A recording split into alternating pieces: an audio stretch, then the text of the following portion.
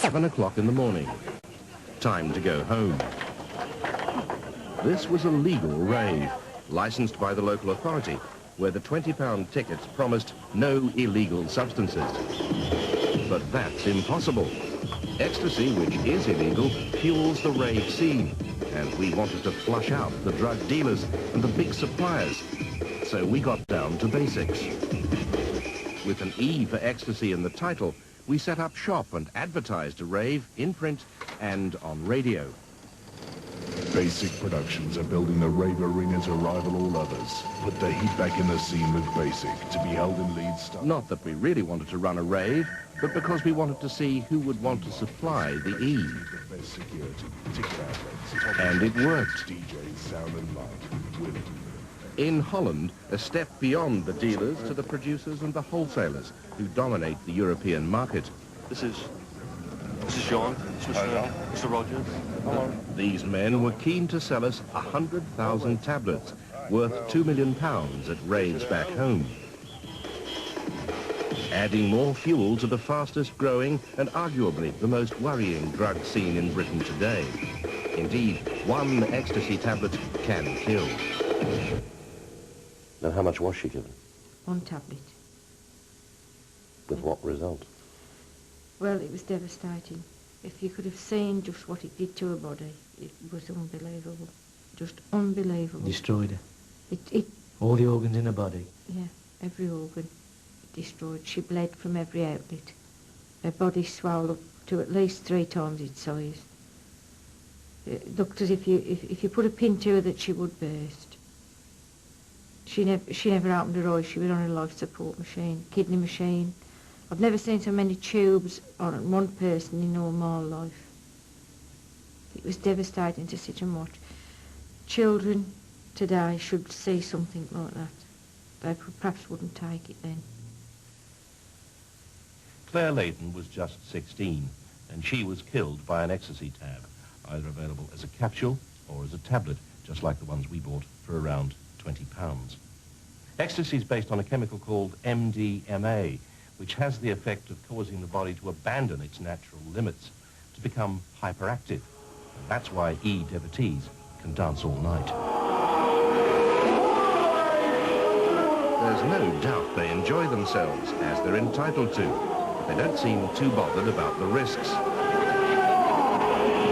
And the risks are real, not just the invention of middle-aged killjoys. Ecstasy, like heroin, is an illegal Class A drug. Raves and ecstasy combine into one culture, where fairground rides are almost obligatory. Of course, not everyone here takes E, but those that do say these rides get E into the system much more quickly. Vicks Vapor Rub is part of the culture too, although it's on sale at double the shop price. Vicks heightens the buzz, they say, especially if it's smeared inside a face mask. E-devotees also know the drug tightens the jaw muscles, so they suck dummies and chew gum. The E-takers tell you that to appreciate all this, you have to be high.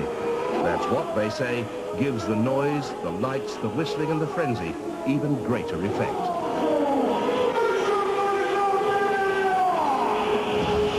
To the parents, it's a world apart. Indeed, the night Claire Layton went out, her parents felt reassured by what they were told. It was a fatal misunderstanding. I collected her from work, brought her home, she went upstairs, got out of a shower, got changed, come down, she gave me a kiss. They collected her from the bottom of our drive, didn't they?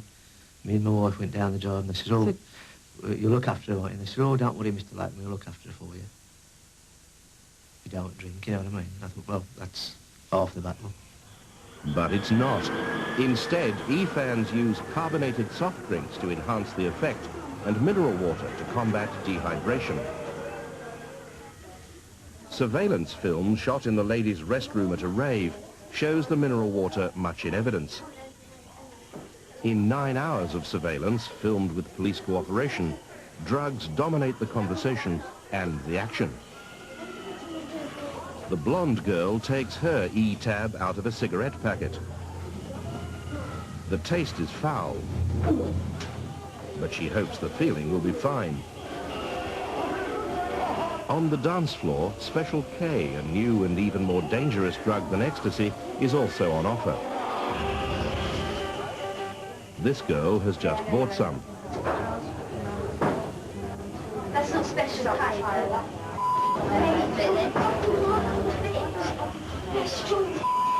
Really hallucinogenic. Your capsules, aren't they? They make you really...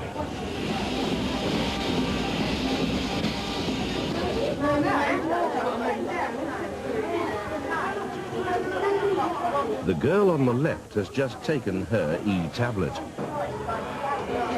The girl to her right will now pop hers.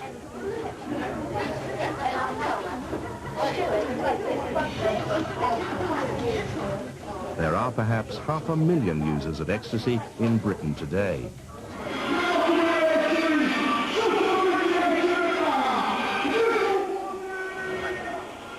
One girl who popped her tab earlier returns. It seems to be working.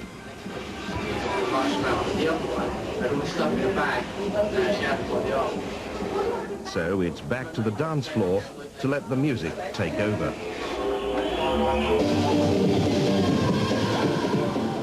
The users are looking forward to a pleasant experience, a high, an enjoyable rave.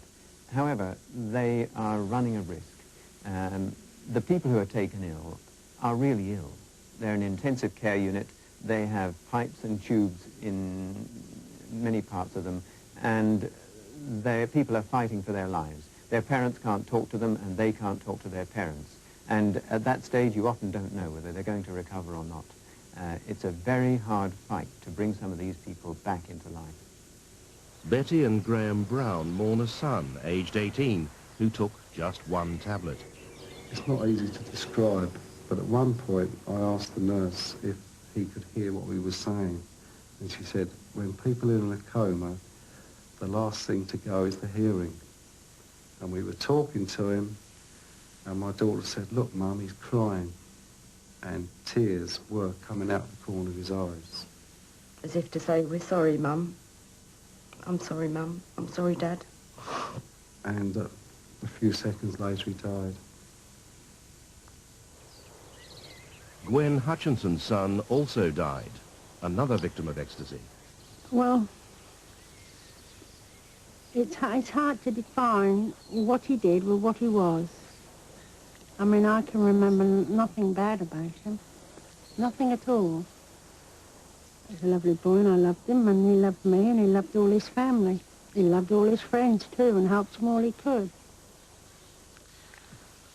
And I miss him very much. In fact, we all do. It's terrible to think that he's gone. He ain't gonna open the door anymore. But her story is different. Her son was an ecstasy dealer, one of the biggest ever exposed. This was the first major seizure of ecstasy in the country. Police found 100,000 tablets concealed in 3 jerrycans and 2 holdalls in the boot of the wrecked hire car. They'd been smuggled in by sea. They'd been brought in by Jonathan Hutchinson, who beached the boat here after a bad crossing from Holland.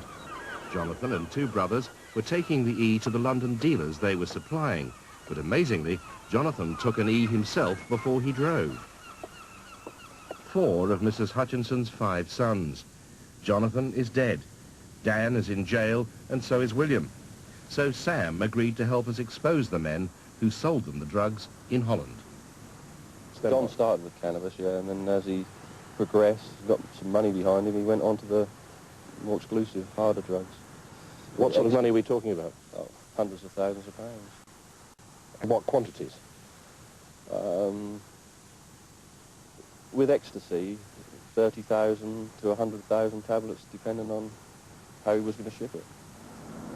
Sam says he was not involved in drugs himself. He strongly disapproves. But he did visit Jonathan in Holland and knows his way round. He wanted to help us set up the Dutch wholesalers and producers and then in London to reveal the dealers who bought from his brother and then supplied the raves. I've never been to a party, and I've been to over 100 now, where alcohol has been present.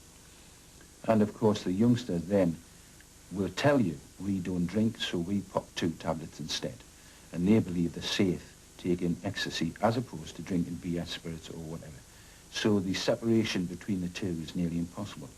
In my opinion, there will never ever be a clean rave acid scene party. Another town, another legal rave licensed by the local authority. The effects of taking E are erratic. Few people die suddenly, but many more are slowly poisoned. In the end, dying from E is like dying from sunstroke from the inside. By the time they get to hospital, they usually have a very high body temperature, between 40 and 43 degrees, which is, in old units, that's between about 104 and 110 degrees. And that means that people are very close to death from heat stroke when they have a temperature like that. This time, the teenager has hidden the illegal E tablet in his shoe and is therefore handed over to the police.